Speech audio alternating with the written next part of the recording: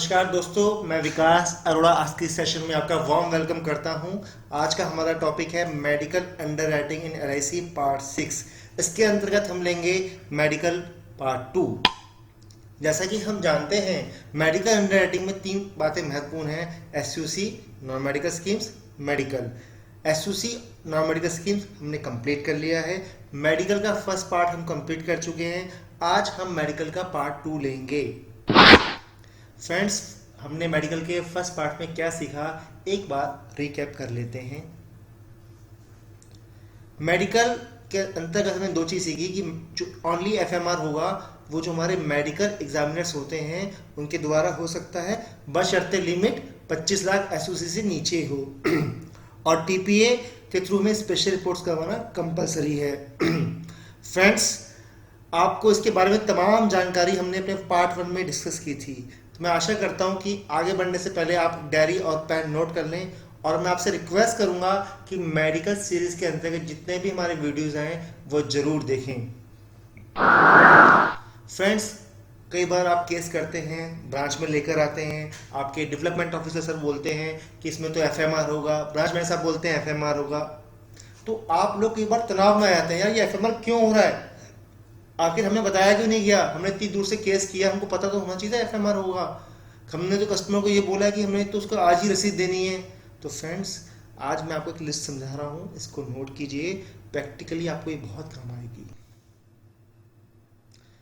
Friends, जैसा कि हम जानते हैं, जब एसयूसी नॉन मेडिकल स्कीम्स के बाहर होती है, उसके अंतर्गत नहीं आती है, तब भी मेडिकल की रिक्वायरमेंट आती है। मेडिकल या तो एफएमआर होगा या फिर एफएमआर विद स्पेशल रिपोर्ट्स होगा। चूंकि अभी हम बात कर रहे हैं ओनली एफएमआर की, तो ये आप नोट करें कि जब भी एसयूसी नॉन मेडिकल स्कीम के अंतर्गत नहीं आती है तो एफएमआर की रिक्वायरमेंट होती है। ऐसे केस जिसमें वर्तमान में पार्टी की जो बॉडी है, हेल्थ है, वो प्रॉपर नहीं, जैसे body means body mass index के अकॉर्डिंग नहीं है, ओवरवेट है, अंडरवेट है, या हेल्थ प्रॉपर नहीं है, तो वहां भी एफएमआर कॉल किया जाएगा। प्रीमियम वेवर बेनिफिट वाले केसेस, हमने आपको बताया था कि नॉन मेडिकल जनरल कैटेगरी के अंदर जब पीडब्ल्यूबी दिया जाता है तो वो नॉन मेडिकल केस नहीं रहता, उसमें निश्चित रूप से एफएमआर आएगा। जब भी आप बच्चे का केस कर रहे हैं, प्रपोजर को पीडब्ल्यूबी दे रहे हैं और वो नॉन मेडिकल जनरल कैटेगरी का केस है, तो एफएमआर निश्चित रूप से आएगा। इसी प्रकार से जब किसी को आप टर्म मैटर दे रहे हैं और वो व्यक्ति नॉन मेडिकल जनरल कैटेगरी में आता है, तो वहां भी एफएमआर 100% श्योर आना ही आना है। टर्म इंश्योरेंस के केसेस में जहां केवल एफएमआर की रिक्वायरमेंट आ रही है, वो टीपे से होगा। हमने आपको पहले ही बताया था कि टर्म इंश्योरेंस के किसी भी केस को हम नॉन मेडिकल कैटेगरी में नहीं रखते हैं। टेबल नंबर 822 में 6 लाख से लेकर 15 लाख तक का कोई व्यक्ति केस लेता है तो अर्ली एज पे स्पेशल रिपोर्ट नहीं आती है, लेकिन एफएमआर निश्चित रूप से आएगा और वो टीपीए के माध्यम से होगा। हाउस वाइफ के केसेस, इलिटरेट फीमेल के केसेस में भी एफएमआर आएगा। आप कृपया नोट करते रहिए। यदि किसी को पास्ट में या वर्तमान में कोई ऐसी मेडिकल हिस्ट्री है तो उसके अंतर्गत भी एफएमआर तो 100% होगा। डिफॉर्मिटी वाले केसेस, सब स्टैंडर्ड लाइफ वाले केसेस में भी एफएमआर होता है। एक थंब रूल हमेशा आपको याद रखना है, जिनकी आयु 51 वर्ष या उससे अधिक है उसमें भी एफएमआर निश्चित रूप से होगा, चाहे वो नॉन मेडिकल स्पेशल कैटेगरी का व्यक्ति हो, चाहे वो नॉन मेडिकल प्रोफेशनल कैटेगरी का व्यक्ति हो, चाहे वो नॉन मेडिकल जनरल कैटेगरी व्यक्ति हो, एफएमआर निश्चित रूप से होगा ही होगा यदि आयु 51 साल हो चुकी है। एलआईसी के सर्कुलर के अकॉर्डिंग कुछ ऐसी बीमारियां या ऐसे एलिमेंट्स हैं जिनके होने के बावजूद भी उनके केस पास करवाए जा सकते हैं और सिर्फ एफएमआर होगा, कोई फर्दर मेडिकल नहीं होगा। इसकी जानकारी भी हम आपको आने वाले वीडियोस में देंगे। वो कौन कौन सी लिस्ट है जिसके अंदर इन सारी डिसीज के बारे में लिखा हुआ है, लेकिन अभी इस पॉइंट ऑफ व्यू से कि एफएमआर कहाँ कहाँ निश्चित है, कहाँ होना है, उसके लिए मैंने पॉइंट यहाँ पे लिखा है कि जैसे किसी को हर्निया हो गया हो, कैटरेक्ट का ऑपरेशन हुआ हो, निमोनिया हो गया हो, तो इस प्रकार से कुछ बीमारी मैंने नाम लिखे हैं, उस केस में भी एफएमआर तो होना ही होना है। केस ब्रांच लेवल पे या डिवीजन लेवल पे पास हो जाएगा। इसकी जानकारी हम आपको आने वाले वीडियोस में देंगे, बट हम अभी डिस्कस कर रहे हैं कि एफएमआर कहाँ कहाँ होना अनिवार्य है। तो ये पॉइंट आपको हमेशा याद रखना है। तो इसकी आप फोटो खींच सकते हैं, नोट आपने कर लिया होगा। अब आगे से भविष्य में आपको कभी गलती ये नहीं होगी कि जो मैं केस कर रहा हूँ या कर रही हूँ उसमें एफएमआर होगा या नहीं होगा।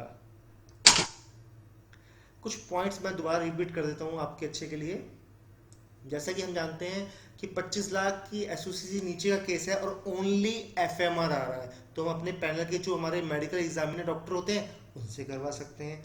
जैसे ही 25 लाख टच किया और उससे ऊपर का केस आया और ओनली एफएमआर की रिक्वायरमेंट आई तो टीपीए कंपलसरी है, जैसे कि हम जानते ही हैं।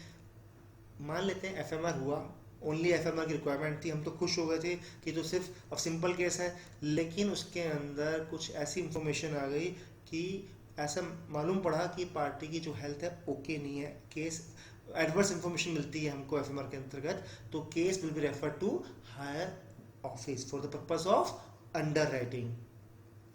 फ्रेंड्स, मैं कोई एग्जांपल लूंगा ये बेटर करने क्लियरिटी करने के लिए आपकी कि कहाँ कहाँ ओनली एफएमआर के केसेस होते हैं, ये आपको मालूम होना चाहिए। और जो आपको भी चार्ट दिखाऊंगा उसको एज और एसयूसी के अकॉर्डिंग ही देखा जाएगा।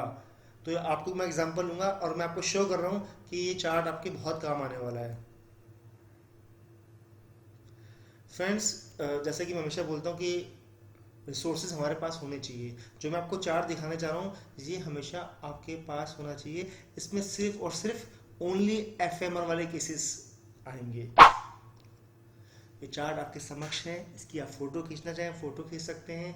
जो फर्स्ट पार्ट है वो non medical special, non medical professional, self employed जिनकी आईटीआर 10 लाख या उससे ऊपर की है उसके बारे में बताया गया है। जो निचला चार्ट है, नीचे वाला चार्ट है, वो नॉन मेडिकल जनरल कैटेगरी में बताया गया है। जो ऊपर वाला चार्ट है उसके अंदर हमने दोनों लिमिट्स दिखाई हैं कि कहाँ तक बिना मेडिकल के भी केस पास हो सकता है। तो फ्रेंड्स, आपको समझाता हूँ कि इस चार्ट को कैसे देखना है आपने।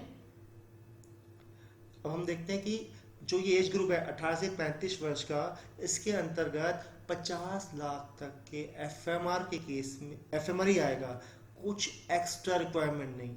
आप ही सोचिए कि कोई व्यक्ति गवर्नमेंट जॉब कर रहा है, वो 30 साल का है, वो हमसे 50 लाख की पॉलिसी करवाना चाह रहा है एसयूसी की, तो उसमें क्या आएगा दोस्तों? सिर्फ एफएमआर आएगा। This is very important useful point for you. अगली कैटेगरी है आयु की 36 से 45 वर्ष। इसमें हम देखते हैं कि 25 लाख तक ओनली एफएमआर, कोई दूसरा मेडिकल नहीं। तीसरी कैटेगरी देखते हैं हम 46 से 50 की, मात्र 10 लाख मतलब 10 लाख की एसयूसी तक सिर्फ एफएमआर। और 51 से 55 की आयु आप देखते हैं इसमें, जो कि ये ऐसी आयु है कि यहाँ पे पहले हम बड़े केसेस नहीं कर पाते थे, अब हम 10 लाख तक का भी एसयूसी तक का केस कर लेंगे सिर्फ एफएमआर से।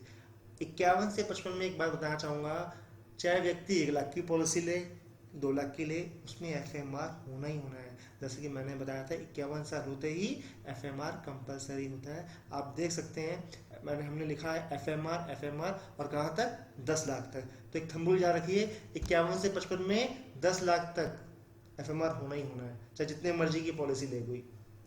और 56 से 60 साल तक हम 2 लाख तक एफएमआर के बेसिस पे केस कर सकते हैं। 56 से 60 साल 2 लाख तक एफएमआर। अब हम देखते हैं ये दूसरी कैटेगरी नीचे नॉन मेडिकल जनरल में मैंने मार्क किया आपके लिए कि पहली कैटेगरी थी 18 से 35 साल तक की, 8 लाख तक कोई मेडिकल नहीं था, लेकिन उसके 8 लाख 1 से लेकर 15 लाख तक एफएमआर से केस ब्रांच में पास हो जाएगा। 36 से 45 में 5 लाख तक मेडिकल नहीं था और 5 लाख 1 से लेकर 15 लाख तक सिर्फ एफएमआर है। तो आप नोट कर सकते हैं एक थंब रूल के रूप में, 18 से 45 साल की आयु तक मात्र क्या होगा? एफएमआर। और बॉटम पे देखते हैं हम सीधा 51 से 55 में, जैसा कि मैंने शुरू में बताया था आपको, एफएमआर कंपलसरी है। और कहां तक हम पॉलिसी कर सकते हैं? जहां पे एफएमआर होगा 2 लाख तक। अगर 2 लाख से ऊपर करेंगे तो स्पेशल रिपोर्ट्स की रिक्वायरमेंट आ जाएगी। इस चार्ट का मतलब यह है, ये वो लिमिट दिखा रहे हैं, यदि इस लिमिट से ऊपर जाते हैं तो स्पेशल रिपोर्ट्स की रिक्वायरमेंट आ जाती है। एग्जांपल लेते हैं, कोई व्यक्ति गवर्नमेंट जॉब कर रहा है, ठीक है, 30 लाख की आपसे पॉलिसी ले रहा है तो मेडिकल नहीं होगा। मान लेते हैं वो गवर्नमेंट जॉब कर रहा है व्यक्ति 30 साल का है, वो आपको ये कहता है मुझे 40 लाख की पॉलिसी लेनी है आपसे, मुझे 40 लाख का एसओसी दीजिए जीवन लक्ष्य के अंदर आप। तो 18 से 35 का व्यक्ति है, बीच का उसकी कैटेगरी में आ रहा है। अब हम देखते हैं नॉन मेडिकल स्पेशल कैटेगरी से तो बाहर हो गया, लेकिन 40 लाख का पॉलिसी लेना है तो हमें क्या करना होगा, सिर्फ एफएमआर, कोई स्पेशल रिपोर्ट्स नहीं। ये चार्ट्स आपको बताया गया, दिखाने का पर्पज है। इस चार्ट में सिर्फ हम आपको क्या दिखा रहे हैं, एफएमआर की मैक्सिमम लिमिट। इसकी लिमिट से ऊपर होते ही स्पेशल रिपोर्ट्स की रिक्वायरमेंट आनी शुरू हो जाती है। तो थंब रूल में हमेशा आपको बताता हूं, FMR is compulsory if age 51 plus. Always note it.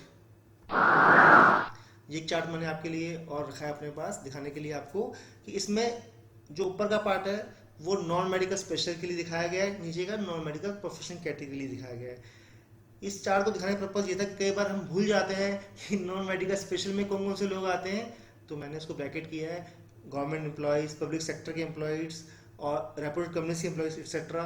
उसी प्रकार से नॉन मेडिकल प्रोफेशन में कौन से लोग आते हैं उसको भी आप देख सकते हैं कि हमने पूरी कैटेगराइज किया है। तो इस प्रकार से ये चार्ट भी आप रखना चाहें तो अपने पास रख सकते हैं। इसमें नॉन मेडिकल स्पेशल की नॉन मेडिकल कैटेगरी को बताया गया है, और इसमें ये भी बताया गया है कहाँ तक हम सम एश्योर्ड उस एसयूसी तक एफएमआर करेंगे, मतलब एफएमआर की लिमिट को दिखाया गया है, मैक्सिमम लिमिट को। उसके बाद स्पेशल रिपोर्ट्स आ जाती है। जैसे कि हमने समझा पहले कि एफएमआर कहाँ कहाँ जरूरी होता है, इसी प्रकार से समझेंगे टीपीए कहाँ कहाँ कंपलसरी है as per our LIC rule. Term insurance में हमेशा ध्यान रखिए थंब रूल कि टीपीए से होना ही होना है, चाहे एफएमआर हो। जैसे कि हमने समझाया था कि 25 लाख से ऊपर होने पे एफएमआर टीपीए से होगा, लेकिन टर्म इंश्योरेंस के केस में तो कंपलसरी है। इसी प्रकार से जो स्पेशल रिपोर्ट्स हैं, यदि व्यक्ति 45 साल तक का है और एसओसी 10 लाख या उससे ऊपर की है तो टीपीए कंपलसरी है। 46 इयर्स ऑनवर्ड्स है और 8 लाख या उससे ऊपर का एसओसी है तो टीपीए कंपलसरी है। और रिवाइवल के केस में यदि 2 लाख से ऊपर का एसओसी है तो टीपीए कंपलसरी है। फ्रेंड्स, ये तो हमेशा में मालूम है ये पॉइंट कि यदि नॉर्मल केस में एफएमआर, जिसमें सिर्फ एफएमआर की रिक्वायरमेंट आ रही है, और 25 लाख से ऊपर का केस है तो टीपीए कंपलसरी है। मैं हमेशा बोलता हूँ उस पॉइंट को दोस्तों आपके साथ कि आपके पास जो भी आपके क्षेत्र में टीपीए एक्टिव हैं उनके अंतर्गत जितने भी डायग्नोस्टिक सेंटर, हॉस्पिटल्स हैं, उसकी लिस्ट हमेशा आपके पास होनी चाहिए। ना जाने कब काम आ जाए, कस्टमर बैठा हो 40 लाख का केस मुझे करवाना है, वो पूछ ले कि मेडिकल कहाँ होगा, फ़ोन पे ही पूछ ले, तो आपके पास चाहे सॉफ्ट फॉर्म में हो चाहे आपने उसका प्रिंट आउट अपने पास रखा हो, टीपी का लिस्ट होना आपके पास अति अनिवार्य है यदि आपको एलआईसी में आगे बढ़ना है। ये थंब रूल किसके लिए बनाया मैंने, ये जहाँ पे सिर्फ और सिर्फ एफएमआर केसेस की रिक्वायरमेंट होती है, ओनली एफएमआर। तो उसका थंब रूल क्या है, जो हमने सीखा भी है अभी, कि मेडिकल एग्जामिनर तक हम केस करवा सकते हैं यदि एसओसी 25 लाख से नीचे का हुआ। टीपी कहाँ कंपलसरी है दोस्तों, जैसे ही 25 लाख या उससे ऊपर का केस होगा और ओनली एफएमआर होगा तो टीपी कंपलसरी हो जाएगा। ब्रांच लिमिट जानना जरूरी है। आप आज की डेट में नए रूल के अकॉर्डिंग ब्रांच की लिमिट 30 लाख दे दी गई है। 30 लाख के एसओसी तक ब्रांच में केसेस पास करवाए जा सकते हैं। कौन से केसेस दोस्तों, जहां पे सिर्फ और सिर्फ क्या होगा, एफएमआर होगा। इसके ब्रांच लिमिट्स के 2-3 पॉइंट्स मैंने लिखे हैं आप लोगों के लिए। इस 30 लाख की लिमिट में क्या शामिल नहीं है, टर्म इंश्योरेंस वाले केसेस, स्पेशल रिपोर्ट वाले केसेस, या ऐसे केसेस जहां पर एडवर्स रिपोर्ट होगी या सबस्टैंडर्ड लाइफ होगी। मान लेते हैं कभी स्पेशल रिपोर्ट्स वाले केस आते हैं, 30 लाख का केस किया, उसमें स्पेशल रिपोर्ट्स आई है, आप कल को ये ना कहें कि 30 लाख की लिमिट तो ब्रांच की है, क्योंकि स्पेशल रिपोर्ट हो गई तो ब्रांच में केस पास नहीं होगा। हायर अथॉरिटी केस रेफर किया जाएगा for the purpose of under writing, for the purpose of decision. अब हम बात करते हैं, जैसे हमने समझ लिया कि मेडिकल तो होने हैं, लेकिन वो कौन से मेडिकल होंगे, कैसे देखा जाएगा, कहां पर देखा जाएगा कि मेडिकल होने हैं, कौन सा मेडिकल होना है। तो फ्रेंड, जैसे कि एक पॉइंट हमने समझ लिया कि जब हम कोई केस कर रहे हैं और उसकी जो एसयूसी की लिमिट है नॉन मेडिकल स्कीम की कैटेगरी में नहीं आ रही है तो निश्चित रूप से मेडिकल होगा। मेडिकल के बिना वो केस पास ही नहीं होगा कि हमारा जो एसयूसी है वो नॉन मेडिकल स्कीम को क्रॉस कर चुका है। तो हमारे पास इस प्रकार के 2 चार्ट्स हैं, मेडिकल चार्ट्स 2 हैं। उसको कैसे देखते हैं, एज और सम अंडर कंसिडरेशन के अकॉर्डिंग देखा जाता है। जो मेडिकल चार्ट 1 है वो किसके लिए है दोस्तों? नॉन मेडिकल स्पेशल कैटेगरी के लिए, नॉन मेडिकल प्रोफेशनल कैटेगरी के लिए, और सेल्फ एम्प्लॉयड जो 10 लाख या उससे अधिक का कमाते हैं और आईटीआर देते हैं हमको। मैक्सिमम एज कितनी है? 60 साल, और मैक्सिमम एसओसी 50 लाख। ये थंब रूल के रूप में याद कर लो कि मेडिकल चार्ट 1 किसके लिए हो गया? नॉन मेडिकल स्पेशल, प्रोफेशनल और सेल्फ एम्प्लॉयड जिनकी आय 10 लाख से ऊपर है। और मैक्सिमम एज कितनी दिखनी है इसके अंदर में? 50 लाख। और जो मेडिकल चार्ट 2 है वो किसके लिए है दोस्तों? ऐसे केसेस जो मेडिकल चार्ट 1 में नहीं आएंगे उस केस में मेडिकल चार्ट 2 रेफर किया जाएगा। एक पॉइंट मैंने और लिखा है आप लोगों के लिए, जब मेजर स्टूडेंट्स की जो लिमिट है 20 लैक्स होती है दोस्तों, जैसे कि हमने डिस्कस किया कई बार आपके साथ, मेजर स्टूडेंट को 20 लाख एसओसी तक हम केस दे सकते हैं विदाउट मेडिकल। और जैसे ही 20 लाख से ऊपर का एसओसी हो जाएगा मेजर स्टूडेंट्स की कैटेगरी में, तो हमें मेडिकल चार्ट 2 रेफर करना होगा। ये नोट कीजिएगा, काम आएगा आपके। हमेशा ध्यान रखिए, एफएमआर हो चाहे स्पेशल रिपोर्ट हो, जो मेडिकल चार्ट्स जो दोनों है हमारे पास, मेडिकल चार्ट 1, मेडिकल चार्ट 2, ये हम लास्ट बर्थडे के अकॉर्डिंग देखते हैं। हाँ दोस्तों, जैसे कि टर्म इंश्योरेंस है, टर्म इंश्योरेंस के लिए हम कभी मेडिकल चार्ट 1 रेफर नहीं करेंगे, हमेशा मेडिकल चार्ट 2 रेफर करेंगे। एग्जाम्पल लेते हैं, कोई व्यक्ति 30 साल का है, गवर्नमेंट जॉब कर रहा है, 40 लाख का टर्म इंश्योरेंस चाहता है। आप सोचेंगे भाई तो नॉन मेडिकल स्पेशल कैटेगरी में केस आएगा, हमें तो मेडिकल चार्ट 1 रेफर करना चाहिए। नो, टर्म इंश्योरेंस केसेस के अंदर चार्ट 2 रेफर किया जाएगा as per the underwriting rule of this plan. ये आपको नोट करना है, काम आएगा आपके। एक बात हमेशा ध्यान रखिए, आपके पास 2 चार्ट है, चार्ट 1, चार्ट 2। यदि कोई व्यक्ति गवर्नमेंट सर्विस कर रहा है और आपसे पॉलिसी करवा रहा है, आप मेडिकल चार्ट 2 के अकॉर्डिंग उसके मेडिकल करवा देते हैं, तो क्या होगा? जो एक्स्ट्रा मेडिकल हुए उसके पैसे डिपॉजिट करने पड़ेंगे।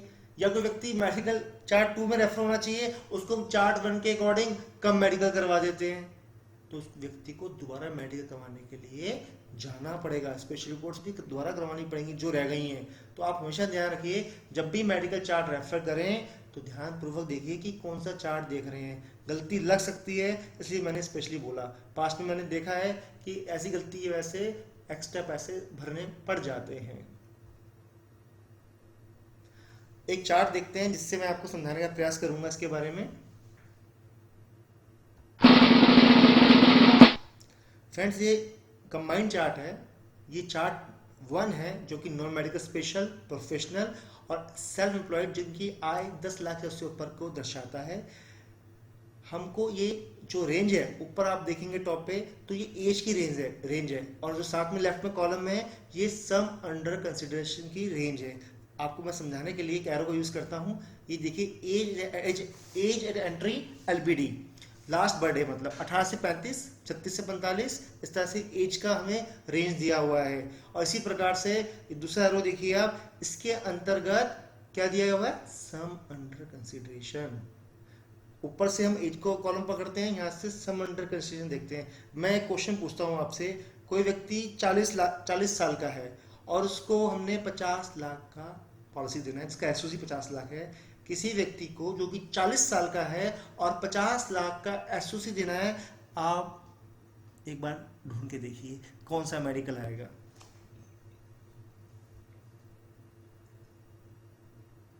आपने ढूंढ लिया हुआ, आशा करता हूं कि व्यक्ति 40 साल का है और हमें 50 लाख का एसओसी वाला प्लान देना है, तो ये इसका उत्तर है।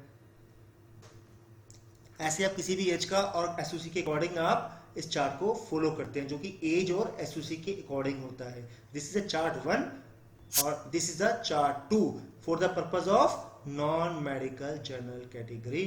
इसके अंदर स्टैंडर्ड एज प्रूफ और नॉन स्टैंडर्ड एज प्रूफ दोनों के लिए आप इस चार्ट को रेफर कर सकते हैं।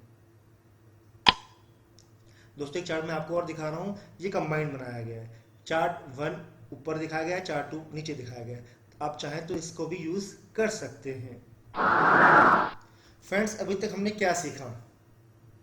सोच रहे होंगे आप, फर्स्ट पार्ट भी कवर किया, सेकंड पार्ट भी किया।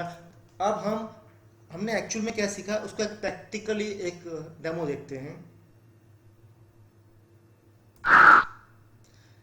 जब आप कोई पॉलिसी करने जाते हो किसी स्टैंडर्ड लाइफ की, जब टर्म इंश्योरेंस की बात नहीं चल रही है, मैं एक एग्जांपल लेना चाह रहा हूँ, मतलब एक सिंपल पॉलिसी आप करने जा रहे हो किसी व्यक्ति के पास, वो स्टैंडर्ड लाइफ है और टर्म इंश्योरेंस की बात नहीं हो रही है वहाँ पर, तब क्या होगा?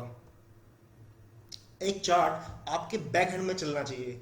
As a smart agent, as a professional agent, जब भी आप कहीं बैठे हो, चाहे 50 लाख का कोई आपसे जीवनानंद ले रहा हो, चाहे 50 लाख का कोई जीवन लक्ष्य ले रहा हो, 10 लाख का ले रहा हो, एज ए स्मार्ट एजेंट आपके माइंड में क्या चलना चाहिए, कौन सा चार्ट दिमाग में चलना चाहिए, ये मैंने आपके लिए तैयार किया है। आप गए, आपके हाथ में केस आ गया, कस्टमर ने प्रपोजल फॉर्म साइन कर दिया, लेकिन एक कैलकुलेशन आपके दिमाग में चलनी चाहिए, वो मैं आपको समझाने की कोशिश करने जा रहा हूं। सबसे पहले क्या करेंगे, जो भी केस कर रहे हैं आपको क्या करना है, एसयूसी की कैलकुलेशन करनी है, सम अंडर कंसिडरेशन की कैलकुलेशन करनी है, जो मैंने आपको अच्छी तरह सिखाई हुई है। कोई भी केस करें, आप कस्टमर समक्ष बैठे हैं तो सबसे पहले क्या करेंगे, एसयूसी की कैलकुलेशन करेंगे, और फिर उसके बाद क्या देखेंगे आप, जो आपके पास नॉन मेडिकल स्कीम्स के चार्ट हैं, जो व्यक्ति बैठा है वो गवर्नमेंट जॉब वाला है, प्रोफेशनल है, वो जिस कैटेगरी का भी आ रहा है, जो हमारे पास जो उसकी एसओसी बनती है, यदि वो नॉन मेडिकल स्कीम्स की कैटेगरी के अकॉर्डिंग आती है, उसके अंतर्गत आती है, तो हम समझते हैं, मान लेते हैं आपने एक गवर्नमेंट एम्प्लॉय का जो 30 साल का था, आप उसके समक्ष बैठे हैं और 10 लाख की जीवनांत की बात चल रही है, तो हमें मालूम है गवर्नमेंट जॉब करता है, ये नॉन मेडिकल स्कीम की कौन सी कैटेगरी में आएगा, नॉन मेडिकल स्पेशल में, जहां तक 30 लाख के एसओसी तक बिना मेडिकल के केस पास हो सकता है। तो उसके समझ बैठे हैं, कैलकुलेशन आपके दिमाग में चल रही है, भाई तो गवर्नमेंट एम्प्लॉय है, इसकी एसओसी 10 लाख है, तो नॉन मेडिकल स्कीम का केस बनता है मेरा, ये तो ये केस तो ब्रांच लेवल में पास हो जाएगा, कोई टेंशन ही नहीं है मेरे को किसी प्रकार की। तो एक चीज दिमाग में आई, जब आपके हाथ में केस आया गवर्नमेंट एम्प्लॉय का, तो आपने कैलकुलेशन की और आपका आंसर आपके दिमाग में आंसर दे दिया दिमाग ने आपको कि ये तो ब्रांच लेवल का केस है, लेकिन जरूरी नहीं कि वो गवर्नमेंट एम्प्लॉय हो सकता है हमारा वो केस उस कैटेगरी में आता ही ना हो, नॉन मेडिकल स्कीम की उससे बड़ा केस हो, किसी बड़े कस्टमर के पास बैठे हैं, बड़े केस की बात चल सकती है, तो आपके दिमाग को तो दूसरा भी पहलू देखना पड़ेगा कि कहीं मुझे मेडिकल चार्ट 1 या 2 तो रेफर नहीं करना पड़ेगा, जैसा व्यक्ति होगा उसके अकॉर्डिंग चार्ट 1 और 2 आप रेफर करेंगे। फिर हम देखेंगे जो भी एसओसी हमने आंसर निकाला, यदि उसके अंदर मेडिकल चार्ट को जब रेफर करेंगे, क्या केवल एफएमआर आ रहा है क्या, और यदि वो केवल एफएमआर आ रहा है और उस केस में हमारा एसओसी 25 लाख से नीचे का है, हमने क्या किया दोस्तों, नॉन मेडिकल केस नहीं बना मेरा, मैंने मेडिकल चार्ट रेफर किए 1 और 2, फिर मैंने देखा कि जो मेरा एफएमआर है उसकी जो एसओसी है उस केस की जो मैंने कैलकुलेशन निकाली ऊपर, वो 25 लाख से नीचे है, तो मैं दिमाग को क्या बोलना चाहिए दोस्तों, जो अभी तक मैंने सिखाया आपको कि केस तो एमई से हो जाएगा, मेडिकल एग्जामिनर से हो जाएगा, और सीधा हम कहाँ जाएंगे एफएमआर करवाने के बाद, ब्रांच में, कि ब्रांच की लिमिट कितनी है दोस्तों, for the purpose of standard life 30 lakh. तो हमारा ये केस जब हमने एसओसी निकाली जो कि 25 लाख से नीचे थी और उसमें एफएमआर आ रहा था, तो मेडिकल एग्जामिनर से एफएमआर करवाया, ब्रांच में केस सबमिट। लेकिन अगर हमारी जो एसओसी है 25 से 30 लाख के बीच में होगी, तो जब एसओसी 25 से 30 लाख के बीच में होगी तो आपको क्या करना पड़ेगा, एफएमआर कहां से करवाओगे दोस्तों, टीपीए से। एफएमआर भले टीपीए से हो जाएगा, लेकिन केस पास कहां पे होने जाएगा, ब्रांच में।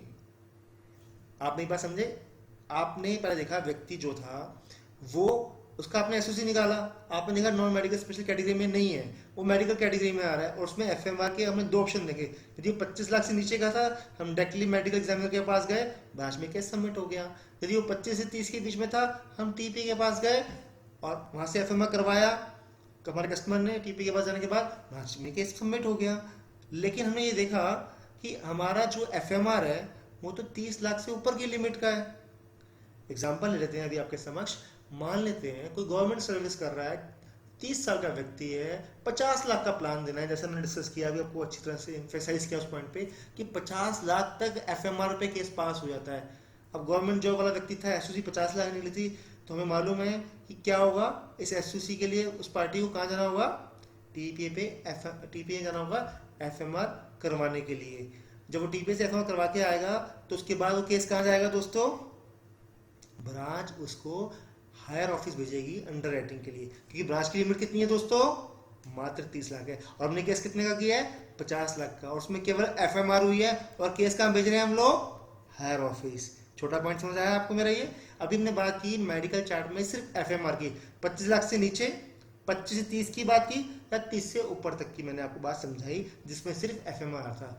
लेकिन दूसरा पहलू क्या है? यदि एफएमआर नहीं आ रहा, मान लेते हैं कोई नॉन मेडिकल जनरल कैटेगरी में है, उसको आप 25 लाख का जीवन आनंद दे रहे हो, उम्र 35 साल है, 35 साल का व्यक्ति है, नॉन मेडिकल जनरल कैटेगरी का है, 25 लाख के जीवन आनंद दे रहे हो, मान लेते हैं एग्जाम्पल। चलो, तो आपको पता है कि इस कैटेगरी में जब मैं चार्ट 2 रेफर कर रहा हूँ, क्योंकि वो नॉन मेडिकल जनरल में आ रहा है, तो उसके अंदर उसकी और भी रिपोर्ट्स आ रही हैं। तो उसको क्या बोलते हैं दोस्तों हम लोग, जब इस तरह केस आएगा, स्पेशल रिपोर्ट्स, कि एफएमआर के साथ स्पेशल रिपोर्ट्स भी होंगी।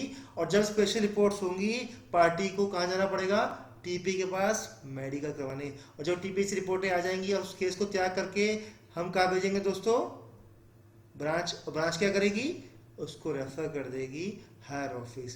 तो ये एक मैंने चार्ट आप लोगों के लिए बनाया कि जब भी केस आपके हाथ में आ जाए, एसओसी देखो, फिर देखो कि वो नॉन मेडिकल स्कीम कैटेगरी में आ रहा है तो ब्रांच में केस खत्म।